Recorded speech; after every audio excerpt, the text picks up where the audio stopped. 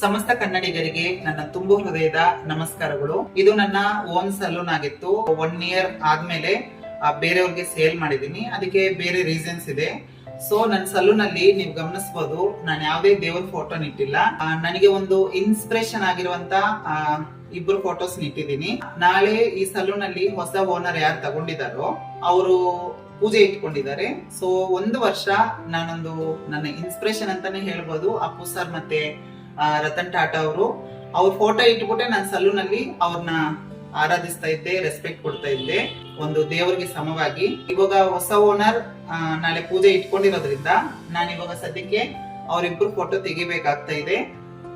2 ಫೋಟೋನ ಇಲ್ಲಿಂದ ತೆಗೆದು ನಾನು ಮತ್ತೆ ಮನೇಲಿ ಇಟ್ಕೊಂಡು ದಿನ ಅವ್ರಿಗೆ ಹೂವು ಹಾಕೋದು, ಅವ್ರಿಗೆ ರೆಸ್ಪೆಕ್ಟ್ ಕೊಡೋದು ಅದು ಕೊಡ್ತಾ ಇರ್ತೀನಿ ಮನೇಲಿ. ಸ್ವಲ್ಪ ಬೇಜಾರಾಗಿದೆ, ಏನು ಮಾಡಕ್ ಆಗಲ್ಲ. ಬರೋರು ಚೆನ್ನಾಗಿರ್ಬೇಕು, ಹೋಗೋರು ನಾವು ಖುಷಿಯಿಂದ ಹೋಗ್ಬೇಕು ಅಷ್ಟೇ. 1 ಇಯರ್ ಪ್ರತಿ ದಿನ ಇವರಿಬ್ಬರಿಗೆ ನಾನು ಹೂವ ಹಾಕಿ ದಿನ ಒಂದಿನ ಮಿಸ್ ಮಾಡ್ತಾ ಇರ್ಲಿಲ್ಲ. ಆತರ ನಾನು ಮಾಡ್ತಾ ಇದ್ದೆ ಸಲೂನ್ ಅಲ್ಲಿ.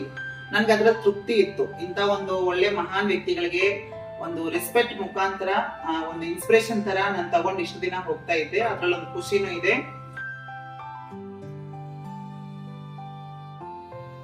ಫೈನಲಿ ಪುನೀತ್ ರಾಜ್ಕುಮಾರ್ ಸರ್ ಮತ್ತೆ ರತನ್ ಟಾಟಾ ಸರ್ ಇಬ್ರು ಫೋಟೋನು ತೆಗ್ದಿದ್ದೀನಿ ಸಲೂನ್ ಇಂದ. ಇವರಿಬ್ರು ಫೋಟೋ ನನ್ನ ಮನೇಲಿ ಇಟ್ಕೊಂತೀನಿ. ಎಷ್ಟು ದಿನ ನಾನು ಇರ್ತೀನೋ ಅಷ್ಟು ದಿನ ಇವರಿಬ್ರು ನನ್ಗೆ ಒಂದು ಒಳ್ಳೆ ಇನ್ಸ್ಪಿರೇಷನ್ ಅಂತಾನೆ ಹೇಳ್ಬೋದು. ಅದಕ್ ಮೇಲೆ ನಾನು ಬೇರೇನು ಹೇಳಕ್ ಆಗ್ತಾ ಇಲ್ಲ. ಅಷ್ಟೊಂದು ರೆಸ್ಪೆಕ್ಟ್ ಇದೆ ಇವರಿಬ್ರ ಮೇಲೆ ನನಗೆ ಅಷ್ಟೇ. Salon sale ಮಾಡಾಯ್ತು.